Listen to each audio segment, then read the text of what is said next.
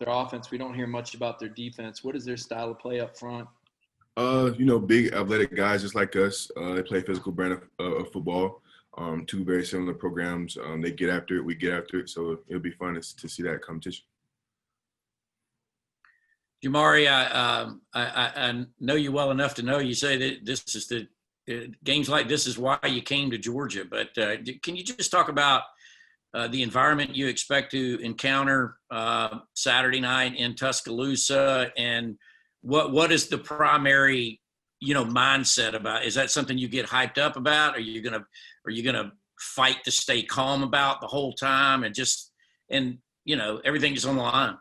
I think it'd be a wild environment, even with the stadium restrictions and the fan restrictions. I think it'll still be a wild environment. At Sanford, it's been a wild environment, so I can only imagine what it's going to be like at Bryant-Denny. But it's going to be a fun game. I'm excited. I'm excited for the challenge.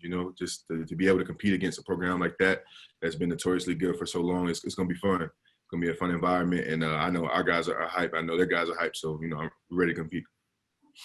Next, we'll go to Seth Emerson, then Mark Weiser. Hey, Jamaree, Kirby talked about Stetson as a leader, as a guy who he's not as vocal about it. He does it more kind of just by example. Can you describe that a little bit, what he is like and what Kirby means by that? Stet is confident. He's confident in himself. He's a competitor. Stet goes out there, he gives it everything he's got every day. He goes out there, he doesn't like to lose. You could just see that on the drive where he came in Arkansas. Like, he's out there having fun, completing third downs, getting first downs. I mean, Stet has fun competing. And, for me, just being able to protect a guy like that and to listen to a guy like that and look up to a guy like that, I mean, there's nothing more you can want from a quarterback. Just a guy that doesn't like to lose. Jake was very similar in that way. It's just guys don't like to lose. And, that's Stet all day. Stet's going to go out there and compete. Stet's going to give you everything he got, every play. And he's not going to fold on you when it gets tough. So that's what I love about Stet. Jamaree, you mentioned about wanting to compete against a program like Alabama. Obviously, Georgia's last two games against them has really gone toe-to-toe with them, not gotten the victory. What do you think are some of the lessons learned from those that remain from either of those two games and kind of the mindset trying to, obviously take them down this time? Just resiliency, just, making sure we finish games. Making sure we compete for 4 quarters, 5 quarters even, in some cases. So just going out there and finishing games, starting fast, like normal, and just playing our brand of football. So it's about us. It's about what we do, and we go out, we compete every day. We compete, have been competing for months now. So to lead up to moments like this, so we just go out there, we compete as hard as we can, and just follow what they mean. Next, we'll go to Dean Legge, then Jake Rowe. One more Stetson question here for you. How critical is protection for someone, any quarterback, but particularly a guy who is not as giant as a lot of guys that have played in the past back there? It's protection in general is just important. Football, everybody knows it all starts up front, from the center to the tackle. From tackle to tackle, it starts up front. Protection is important. I believe Stet can take a hit no matter how big he is, but we don't want him to get hit. But, if I've seen Stet get hit before, and he bounces up off the ground just like any receiver, any running back. So, if it's a question of his heart, I think Stet's got one of the biggest. Stet's gonna pop up off the ground if he gets hit, if he tries to take a hit. But as far as protection beats coverage any day. So protection is important from an offensive standpoint in general, and definitely for a quarterback. So.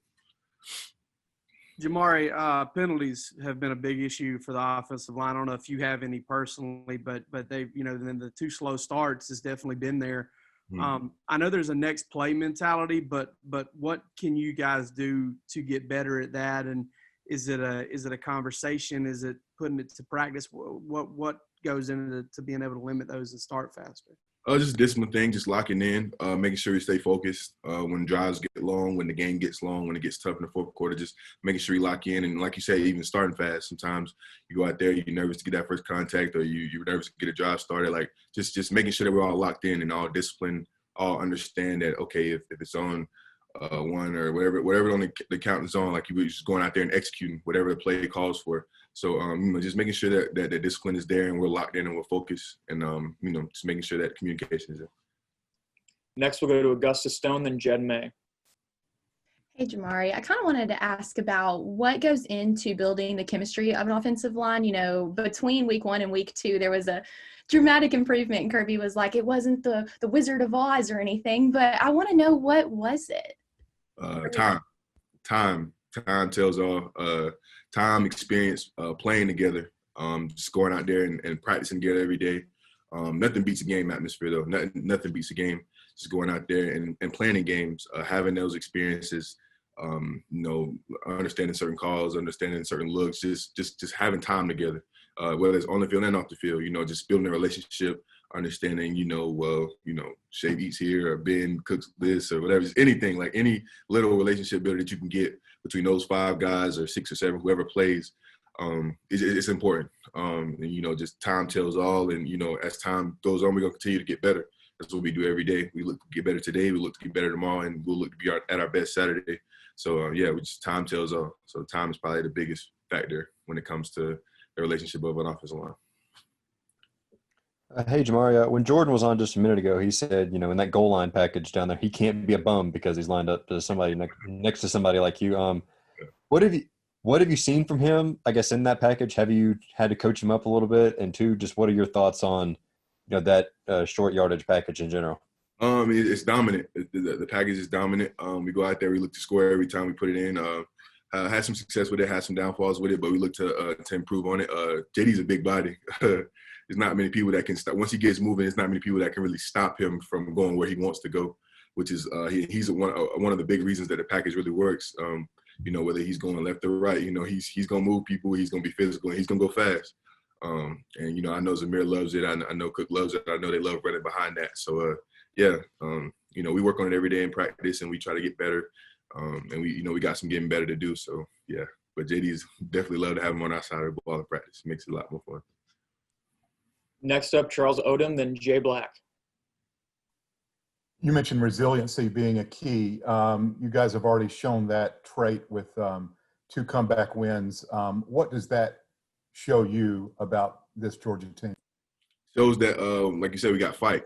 That's a really big credit to leadership on our team, to the coaching staff for putting us in a good situation, not panicking when things get tough. We got really good players on both sides of the ball, and we want to win. At the end of the day, we all want to come out of there with a W on Saturdays. That's what it's about. So, I just being able to come back when it gets tough and facing adversity is something that we really pride ourselves on around here. When things get tough, when it gets hot outside, when it rains, when it gets humid, whatever the adversity may be, we really pride ourselves on just being a team that overcomes adversity. So, and I think that we've proven that, very far. We've proven that very well so far. So, and adversity will continue to come. A guy may be out for COVID. We may lose a guy on the field. Whatever adversity hits, we just want to be ready for it and be able to overcome it. So. Jamaree, compared to some of the other guys on the team, how fast is Stetson? Oh man, Stet will surprise you how fast he can be. Stet is very squirmy. You think you got him, and he'll jet on you. So, but Stet can move. I don't let him fool you with his frame or whatever you want to judge him by. But Stet can move. I don't know exactly how fast Stet is. I've never seen him in a race, but Stet can run. We'll wrap up with the question from Connor Riley. Yeah, hey, Jamaree, I was just wondering if you got a chance to see Andrew Thomas's 2-point conversion yesterday, and, with that goal line package, do you think about maybe going to Kirby Smart or Todd Monken and saying, hey, maybe, if Andrew can catch this pass, I can do it as well? Hey, look, I've been talking about this forever. Yeah, I did. As far as Andrew, I did see it.